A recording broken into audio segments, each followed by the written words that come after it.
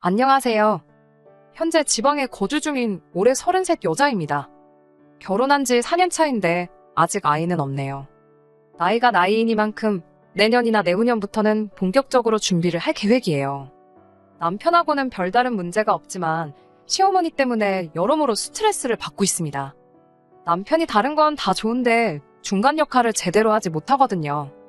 시어머니와 저 두 사람 사이에 무슨 일이 생기면 항상 남편은 좋은 게 좋은 거 아니겠냐며 저보고 참으라고 하는 식입니다. 특히나 신혼 때 특히 심했어요. 결혼은 반반 결혼을 했는데 월급은 제가 조금 더 많이 받는 상황이긴 했지만 남편 회사가 지역에 거점을 두고 있는 대기업이었거든요. 그렇다 보니 결혼할 때부터 시어머니가 저한테 계속 복 받은 거다. 우리 아들 같은 남자 만난 게 운이 좋은 거다 하는 식으로 이야기했어요. 그냥 자식이 얼마나 대견하면 그러실까 싶어서 넘겼는데 그게 아니고 진짜로 제가 한참 모자란데 남편 잘 만나서 인생 역전한 것처럼 생각하시고 계셨던 거라고는 생각도 못했습니다. 결혼 준비를 처음 시작했을 때 남편이 모아놓은 돈이 저보다 적다는 사실을 알게 되었지만 그때 당시에는 그게 그렇게 고려할 문제는 아니라고 생각했어요. 제가 딱히 취미도 없고 그랬던지라 돈을 워낙에 많이 모아놓았기도 했고 액수 차이도 얼마 나지 않았거든요. 평생을 함께할 배우자를 구하는데 모아놓은 돈 액수만 가지고 그 사람의 됨됨이를 파악할 수는 없었으니까요. 정말 좋은 사람이라는 확인이 있는데 저보다 1,000만 원 덜 모아놓았다고 결혼을 포기해야 할 이유가 되지는 않았습니다. 시어머니 말처럼 제가 복이 많아서 남편을 잘 만났다는 건 아니지만 그래도 좋은 사람임에는 틀림없었어요. 저희가 사는 지역이 지방인데다가 집값도 서울뿐만 아니라 주변 도시 어디를 비교해봐도 많이 저렴한 편에 속하거든요. 거기에 두 사람이 모아놓은 돈이 워낙에 액수가 있었다 보니 그 돈만 가지고도 결혼식 비용에 신혼살림까지 다 장만하고도 돈이 조금 남았습니다. 그때 남은 액수가 제가 딱 남편보다 더 모아놓았던 1,000만 원이었어요. 남편은 그 돈을 전부 제 몫이라고 하더라고요. 그러면 비로소 반반 결혼을 한 게 아니겠냐고. 아무래도 자기가 남잔데 저보다 돈을 조금 해왔다는 게 문내 마음에 걸렸었다고 하더군요. 그러면서 그 돈은 제 돈이니 제가 지지던 볶던 자기는 하나도 신경 쓰지 않을 테니까 알아서 하라고 하는 거예요. 저보다 덜 해왔다는 자존심 때문에 그런 걸 수도 있겠지만 애초에 결혼하면 각자 생활비나 고정지출에 대해서는 절반씩 내기로 했고 용돈이나 저축은 알아서 하기로 했었거든요. 대신 나중에 다른 이야기가 나오지 않게 서로가 원할 때는 각자의 통장 내역을 얼마든지 투명하게 공개를 하자고 약속을 했던 터라 서로 생활비하고 남은 돈을 허투루 쓰지 않을 사람이라는 걸 믿었기에 그게 그렇게 큰 문제는 되지 않았습니다. 돈 관리를 알아서 하기로 했으니 그 1,000만 원 또한 제가 알아서 하기로 했는데 제가 그동안 통장에 돈만 집어넣을 줄만 알았지 어디 굴려본 적은 따로 없던지라 그냥 제가 쓰는 핸드폰 회사 주식을 사서 묶어뒀어요. 아무튼 그렇게 결혼을 하게 되었는데 결혼 준비를 하는 동안에는 아무런 문제가 없었는데 신혼여행 다녀와서 시댁에 인사를 드리러 갔더니 시어머니가 저를 불러 세워놓고는 한참 동안 잔소리를 늘어놓으셨습니다. 주된 내용은 앞서 말한 그런 것들이었어요. 우리 아들 같은 남자랑 결혼한 제가 운이 좋은 거다 하는 식의 이야기들이요. 그냥 내내 하면서 듣고 있었는데 나중에 가서는 그게 잔소리로 바뀌더군요. 여자가 남자보다 돈을 더 잘 번다고 해서 남편을 절대 우습게 보면 안 된다고. 결국 집안의 기둥은 남자가 하는 거고 여자는 내조만 잘하면 되는 거라고 하시는 겁니다. 그런데 제가 괜히 돈 몇 푼 더 버는 거 가지고 남편 기를 죽이면 가만히 내둬도 알아서 잘 될 우리 아들이 제대로 날개를 펼치지 못할 거라는 말을 하시더군요. 돈 잘 벌면 좋은 거 아닌가요? 칭찬까지 들을 이야기는 아니겠지만 그걸 가지고 잔소리를 들어야 할 것도 아니다 싶었는데 더군다나 제가 돈 가지고 남편 자존심을 직접적으로 상하게 한 적도 없고 그런데 저런 이야기를 난데없이 꺼내니 너무나도 기분이 이상했네요. 그날 집에 가는 길에 남편한테 어머님한테 내가 얼마 버는지 이야기를 했냐고 물어봤어요. 남편이 팔불출이라 엄마한테 며느리 자랑을 하고 싶었던 건지 돈도 자기보다 더 잘 번다고 하는 그런 자랑을 늘어놓았었다고 하대요. 제 연봉이 얼마인지만큼은 알려지고 싶지 않았었어요. 제가 돈을 잘 버는 게 자랑이 될 수도 있지만 적당히 돈 잘 번다고 둘러대기만 해도 되는 걸 정확히 얼마를 받는지 그런 것까지 다 말했던 것 같더라고요. 남편한테 그런 건 내 사적인 부분이니까 어디 가서 이야기하지 말아달라고 했습니다. 당장 저희 친정부모님도 제가 정확하게 얼마를 버는지 모르시는데 그걸 시부모님이 먼저 알게 되었으니 어찌나 당황스럽던지요. 역시나 제 걱정은 저를 향한 화살이 돼서 돌아왔습니다. 그로부터 한 달 정도 지나서 시어머니한테 황당한 연락을 한 통 받게 되었거든요. 회사에 있었는데 시어머니한테 전화가 오더니 다짜고짜 저한테 따지시더군요. 너는 내 말을 어디로 들었길래 그러냐면서 뭐라 하시는데 무슨 일인가? 이건 또 무슨 소린가 싶었어요. 그 한 달 사이 남편하고 너무 사이가 좋았으면 좋았지. 제가 남편 우습게 보거나 기를 죽이거나 한 적은 한 번도 없었거든요. 제가 눈치를 못 챘을 수도 있지만 남편이 애도 아니고 무슨 일 있다고 엄마한테 일러 바치거나 하는 사람도 아닌데 갑자기 저렇게 나오니 당최 왜 저러는지 이해가 가지 않았습니다. 그렇게 영문도 모를 잔소리를 한바탕 듣고 나서야 본론이 뭔지 알게 되었네요. 왜 시어머니가 저한테 너가 남편보다 돈을 더 잘 번다고 해서 남편 기죽이지 말라고 하셨다고 했잖아요. 그 말에는 숨겨진 속뜻이 있던 거였어요. 시어머니가 저한테 했던 대로 어렵게 풀어 말하자면 제가 돈을 더 잘 벌지만 제가 하기에 따라서 남편이 벌이를 가지고도 주눅이 들지 않는다는 소리였죠. 제가 이해한 대로 쉽게 풀어 말하자면 제가 일해서 번 제 월급을 시댁에 퍼주라는 소리였지요. 제가 더 버는 만큼 효도한다는 마음으로 시댁을 위해서 쓰면 말 안 해도 알아서 시댁을 챙기는 제 모습을 보고 남편이 저절로 기가 살아날 거라는 소리였지요. 일하느라 바쁜데 그런 거에 대답할 여유가 없더라고요. 그래서 어머님께 알겠다고 대답하고 전화 끊었어요. 그리고 그날 퇴근한 남편한테 어머님한테 이런 전화를 받았다고 했습니다. 남편은 어머니가 진짜 그러셨냐며 겉으로는 저한테 스트레스 받았겠구나 하면서 걱정스레 말을 걸어왔는데 신혼 한 달 차이기도 했고 그때는 솔직히 남편이 단호하게 어머님께 그런 전화 하지 마시라고 이야기해주길 바랬습니다만 제 기대와는 달리 남편은 어쩔 줄을 몰라 하면서 전화기를 들었다 놓았다 하며 제 눈치만 살살 보더라고요. 그러다 결국엔 저한테 당신이 좀 참으면 안 되냐고 말을 하는 겁니다. 참았으니까 지금 당신하고 이 이야기 하고 있는 거 아니겠냐고. 거기서 안 참았으면 이미 시어머니랑 전화로 대판 싸웠을 거 모르냐고 이야기했더니 자기가 말하는 참으라는 건 그냥 시어머니 말을 한 귀로 듣고 한 귀로 흘리라는 이야기였어요. 남편이 하는 말은 며느리와 시어머니 사이에 있던 일이니 자기가 아들의 입장에서도 남편 된 입장에서도 누구 편을 들기 곤란하다는 거예요. 자기가 중간에서 나서면 어머님이 제가 사소한 것들까지 다 남편한테 말을 전하는 얌체 같은 며느리로 보지 않겠냐며 이런 경우에는 자기가 나서지 않고 조용히 지나가면 되는 거 아니겠냐는 겁니다. 괜히 자기가 말 한마디 꺼냈다가 어머님이랑 제 사이가 더 안 좋아질 거 아니냐고 하는데 남편한테 어머님하고 저 사이에 있는 그런 상황을 정리하는 게 남편인 당신이 해야 할 일이라고 했어요. 어려운 일 아니지 않냐고. 제가 벌어오는 돈 가지고 시댁에 가져다 바친다고 해서 자기가 기가 살고 그러는 거 아니라고. 그러니까 저한테 부담 주지 말라고 한마디만 하면 되는 거 아니냐 했더니 저는 어머님 성격이 어떤지 모르니까 할 수 있는 소리라면서 괜히 그런 소리 하면 긁어부스럼이라고 할 필요가 없다고 하는 겁니다. 자기는 평생을 어머님 밑에서 커왔기 때문에 그런 소리가 씨알도 먹히지 않을 거라는 걸 알고 있다고. 괜히 저랑 어머님 사이만 더 나빠진다고 그냥 제가 참으면 다 해결될 일이라고 하는 거예요. 남편 입장이 조금이나마 이해가 가긴 했지만 솔직히 너무 실망스러웠습니다. 중간 역할을 포기하겠다는 소리처럼 들렸고 무슨 상황이건 간에 자기도 입장 난처하기 싫으니 스트레스는 저 혼자서 받으면 다 끝난다는 말로밖에 들리지 않았거든요. 남편한테는 대충 알겠다 말하고 어머님께는 내가 알아서 하겠다고 했어요. 그렇다고 매번 제 월급의 일부를 시댁에 퍼다 나를 생각도 없고 시어머니가 원하시던 대로 해줄 생각도 없었거든요. 남편은 끝까지 제 걱정보다 어머니랑 더 사이 안 나빠지게 잘 좀 부탁한다는 식으로 나왔습니다. 그래서 그때부터였나 그냥 남편한테 중간 역할을 바라는 건 텄구나 싶었어요. 그래도 다행인 게 차라리 시작부터 기대를 안 해버리니 그 이후에 시어머니와 무슨 일이 있어도 기대가 없는 만큼 실망감도 크지가 않더라고요. 시어머니는 계속해서 대놓고 저한테 금전적인 것들을 요구하셨고 저는 다 거절했어요. 생신이라던가 명절 어버이날같이 보편적으로 챙기는 날에만 이야기 안 나올 정도로만 했습니다. 그런데 그게 시간이 어느 정도 지나니 시어머니 쪽에서 먼저 터졌나 보더라고요. 그때가 어버이날이었는데 어버이날 당일이 평일이었어서 출근한다고 그 주 일요일이 되어서야 시댁에 갔거든요.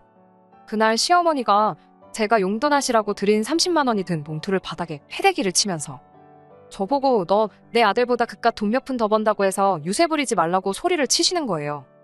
왜 갑자기 폭발을 하시나 했는데 아마 친하게 지내시는 분들 중에 누군가에게서 며느리 자랑을 듣고 오셔서는 저러는 것 같더라고요.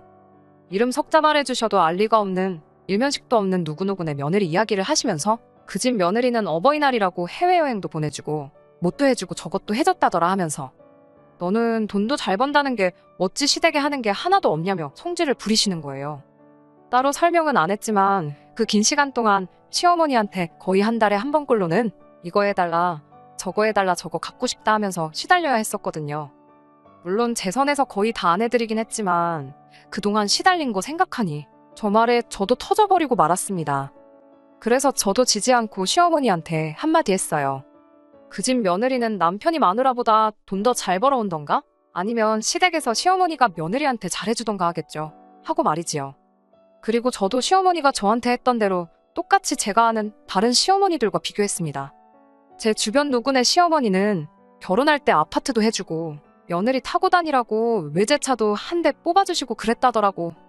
또 누구네 시어머니는 며느리가 아들보다 돈을 더 잘 벌어온다니까 무리하지 말라고 마사지도 끊어주시고 한약도 지워다주고 그러신다는데 저도 누구네처럼 시어머니 덕 좀 한번 봐보고 싶다고 똑같이 나왔어요.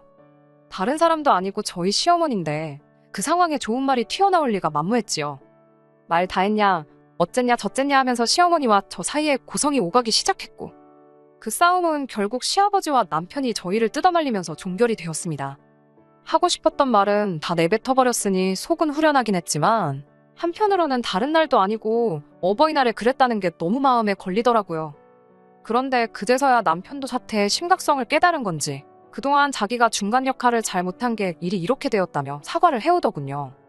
이 사람이 이제서야 어머님께 제대로 이야기를 해서 중간 역할 좀 하나 했더니 해결책이라고 내세운 게 그냥 매달 묻지도 따지지도 않고 일정 금액을 용돈으로 드리는 게 어떻냐고 하더라고요. 저희가 돈 관리를 각자 하고 있었던 상황이다 보니 제가 내켜하지 않았을 거라는 걸 알았는지 자기 월급에서만 매달 시댁에다가 50만 원씩 보내드리겠다 하더라고요. 대신 자기가 보내는 돈은 제가 보낸 걸로 이야기하겠다 하더라고요. 그러면 시어머니도 저에 대한 화가 누그러지실 거고 나아가서는 저랑 시어머니 사이에 그 어떤 불화도 생기지 않을 거라고 하는데 제 주머니에서 나가는 돈 한 푼 없지만 솔직히 내키지는 않았네요. 암만다로 관리한다고 한들 그 주머니가 그 주머니잖아요. 저희가 각자 저금을 한다고 해서 그 돈을 가지고 각자 쓰고 싶은데 쓰자고 모으고 있는 게 아니고 결과적으로는 나중에 아이가 생기면 아이의 미래를 위한 자금, 그것 말고도 뭐 경우에 따라서는 이사도 가게 될 테고 차도 바꾸게 될 테고 앞으로 목돈 들어갈 일이 많으면 많았지 적지는 않은데 시어머니와 저 사이에서 저도 스트레스 받을 일 없고 남편도 중간에서 새우등 터질 일도 없어서 좋게야 하지만 그것 치고 매달 50만 원은 너무 비싸게 느껴졌어요. 그래서 그럴 게 아니고 그냥 매달 양가에 똑같이 30만 원씩 보내자고 했습니다. 말인즉슨 각자 부모님께 각자 효도하자고요. 결과적으로는 양가 부모님 용돈으로 남편이 제안했던 것보다 10만 원씩 더 쓰게 되는 상황이긴 했지만 친정에도 똑같이 효도하는 거라 생각하니 억울하지는 않았네요. 남편도 그 제안에 흔쾌히 동의를 했고요.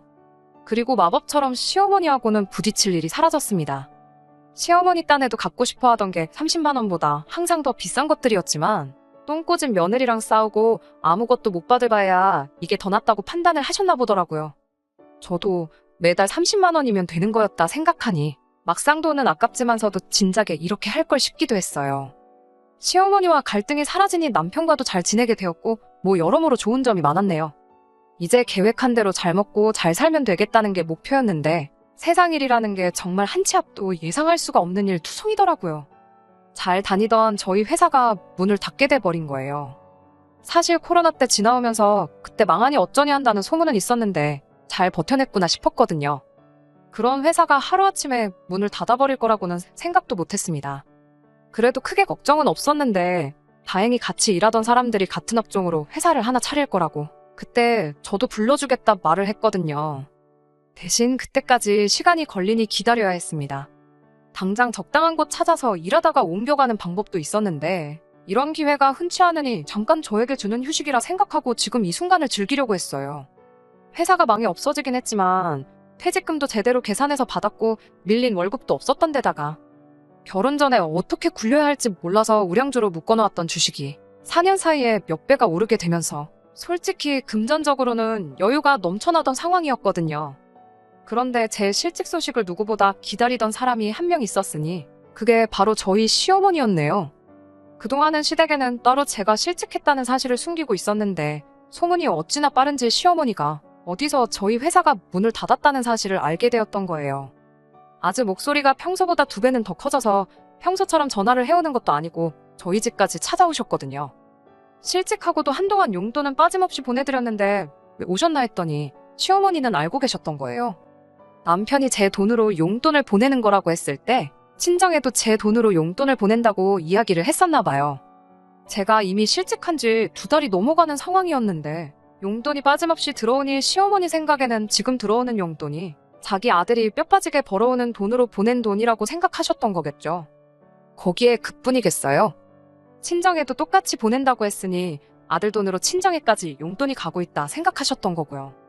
문 열리자마자 제 얼굴 보고 다짜고짜 한다는 말이 돈 잘 버는 척은 있는 대로 다 하고 시댁 어려운 줄 모르더니 백수가 돼버렸다며 꼴 좋다고. 그게 인과응보나 마찬가지라고 하더군요. 어이가 없었지만 회사가 지금 망해서 없어지긴 했지만 조만간 다시 취직될 거라고. 그리고 제가 모아놓은 돈이 있다 보니 그 돈에서 용돈을 드리는 거라 남편 돈으로 보내는 거 아니라고 일일이 다 설명을 해주려고 했습니다.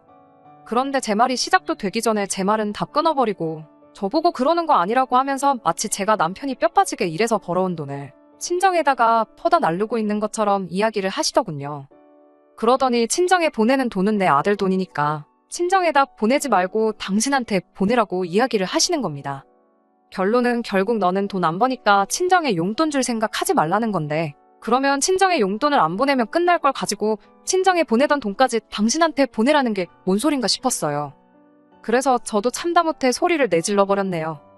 제가 그동안 돈 잘 번다고 유세 부린 적도 없고 남편을 우습게 본 적도 없고 시댁 업신여긴 적도 한 번도 없었는데 이제는 안 되겠다고 저도 할 말은 해야겠고 유세 부릴 건 유세 부려야겠다고요. 당장 제가 실직해서 2달째 쉬고 있긴 해도 결혼 생활 4년 하면서 남편보다 벌어온 월급만 따져도 1,000만 원 좋게 되는 건 알고 계시냐? 거기에 반반 결혼하고 남아있던 돈 1,000만 원이 더 있다고. 그때 사놓은 주식이 3배 가까이 올랐으니 제가 남편보다 1년에 1,000만 원씩 더 벌었는데 어디 한번 어머님 방식대로 계산해보시겠냐 물었어요. 지금 당장 쉬는 건 문제조차 되지 않는다고요. 그리고 사실상 따로 관리를 해도 부부재산은 공동재산이나 마찬가지인 거 모르시냐. 재산의 비중만 따지고 본다면 반반 결혼했을지라도 여전히 내 재산이 더 많은 상황인데 어머님 말대로 시댁이랑 친정에 돈 똑같이 가는 거 그거 불공평한 거 맞는 것 같다고 당장 시댁 용돈부터 끊어버리겠다고 말했습니다. 시어머니는 어디 내 아들이 오고도 큰소리 떵떵 칠 수 있겠냐고 바라던 바라고 하더라고요. 그러고서 한 거실 자리 차지해서는 남편 올 때까지 기다리실 것처럼 보이더군요. 큰소리 떵떵 친 것과는 다르게 남편 기다리는 시어머니 표정이 초조해 보이긴 했는데 그 이유를 나중이 돼서 알았습니다. 퇴근 시간도 안 된 남편이 혼비백산에서는 집에 찾아왔더라고요. 어머님은 든든한 아군이 왔다고 생각한 건지 다시 목소리가 커졌는데 남편은 자초지종 듣지도 않고 대번에 어머님한테 왜 이렇게 일을 크게 만드시냐며 30만 원 때문에 아들 이혼시킬 생각이시냐 소리를 치면서 어머님을 돌려보냈습니다. 어머님은 나가시면서도 여자의 정신이 빠져가지고 부모도 못 살아본다고 길길이 날뛰긴 했지만 남편이 웬일로 단호하게 나오는 바람에 더 큰 싸움으로 번지지 않았어요. 모처럼의 모습에 감동스럽기까지 했는데 알고 보니 이 모든 사건의 원흉이 시어머니가 아니라 남편에게 있었습니다. 애초에 처음부터 제 연봉을 시어머니께 알려준 것도 남편이었잖아요. 그런데 이번 실직까지도 남편이 시어머니한테 다 이야기했던 거예요. 계속 쉬고 있다면 언젠가 시어머니가 알게 될 일이기도 했지만 굳이 나서서 시어머니한테 이 사실을 말했을 필요는 없다고 생각합니다. 그런데도 굳이 남편이 시어머니한테 제 실직을 이야기한 이유가 전부 다 저를 위해서 그랬다는 말도 안 되는 소리를 하더군요. 실직을 해서 주머니 사정이 어려운 상황임에도 불구하고 며느리인 제가 시어머니를 얼마나 챙기는 줄 알고나 계시냐며 남편이 자기는 그러지 말자고 반대했지만 제가 매달 드리던 걸 갑자기 어떻게 끊어버리냐며 계속 시어머니한테 용돈을 드려야 한다 했다고 없는 말을 지어내서 전했던 거예요. 남편 딴에는 그게 더 감동적일 줄 알았다는 거죠. 경제적으로 어려운 상황에 처했지만 양가 부모님들께 효도는 계속해서 하겠다고 특히 사이 나쁜 시어머니 용돈도 계속해서 챙기자고 하는 제 모습을 보면 시어머니도 마음을 고쳐먹지 않으셨을까 싶었단 겁니다. 하지만 시어머니는 말 그대로 남편 혼자 외벌이를 하게 됐지만 친정에는 계속 용돈을 보내야 하니 말 안 나오게 시어머니한테도 용돈을 드려라. 이렇게 이해하신 거고요. 아무리 생각해도 시어머니가 열받아서 저희 집에 찾아온 게 잘못됐다고 할 수가 없더라고요. 그래서 남편하고 대판 싸웠네요. 좋은 게 좋은 거라고 넘어가는 것도 모자라서 이제는 거짓말까지 해서 일을 키워버리냐고. 누가 시어머니한테 좋은 인상 심어달라고 부탁이나 했냐고. 내가 바랬던 건 중간 역할을 해주는 남편이었지. 중간에서 박쥐 역할을 하는 남편을 바란 게 아니지 않느냐고 따졌네요. 그제서야 남편은 자기가 뭘 잘못해온 건지 깨달은 듯 싶더라고요. 애초에 처음부터 돈 때문에 그럴 일 없다고 정리 딱 해놓고 돈 잘 버는 만큼 자리부터 빨리 잡을 거니 며느리 월급에 눈독 들이지 마시라 정리해주고 사실대로 전했으면 되는 건데 참는 건 저 혼자 참으라고 해놓고선 중간에서 일만 키워다가 이 사달을 냈다고 사과를 해오더니 앞으로는 제대로 중간에서 잘하겠다고 다짐을 하는 겁니다. 결과적으로는 지금은 전보다 많이 괜찮아졌어요. 일단 남편 주도로 시어머니한테 보내는 용돈은 끊었습니다. 그러면서 저도 자연스럽게 친정에 보내드리던 용돈도 끊었어요. 친정어머니께서는 필요 없는데 자꾸 보내줘서 모아놓았는데 필요 없으니까 저보고 쓰라며 여태 받으신 돈을 돌려주시더라고요. 그 돈도 3년 가까운 시간 동안 1,000만 원이 돼 있더라고요. 졸지에 갑자기 5천만 원이라는 거금도 생겨버렸어요. 시어머니는 오히려 용돈이 끊기고 나서부터는 저한테 더 이상 연락을 해오지 않으십니다. 남편이 용돈 끊어버리면서 말하길 앞으로 저한테 전화해서 금전적인 그 어떤 요구라도 하셨다간 평생 아무것도 해드릴 수 없다고 단단히 일러두었나 봐요. 이제서야 진짜 결혼 생활을 하게 되나 싶습니다. 원래는 딩크로 지낼까 하여 여태껏 일만 해왔는데 요 근래 몇 달 쭉 쉬기도 했고 그러면서 스트레스 받을 일도 없다 보니 남편과 상의해서 더 늦기 전에 아이 하나 낳아서 가정 꾸리고 행복하게 지내려고 합니다. 혹시나 이 사연 들으시는 남편분들이 계시면 다른 건 몰라도 고부 갈등은 남편하기 나름이라는 사실을 알아주셨으면 해요. 중간 역할 엄청 힘든 일인 거 알지만 그렇다고 어느 한쪽 편만 들거나 아예 놓아버리면 주워 담을 수도 없을 만큼 커지는 게 고부 갈등이니까 말이지요. 끝까지 들어주셔서 감사합니다. 오늘의 사연은 여기까지입니다. 구독과 좋아요, 알람 설정 부탁드리고 더 좋은 사연으로 다시 찾아뵙겠습니다. 감사합니다.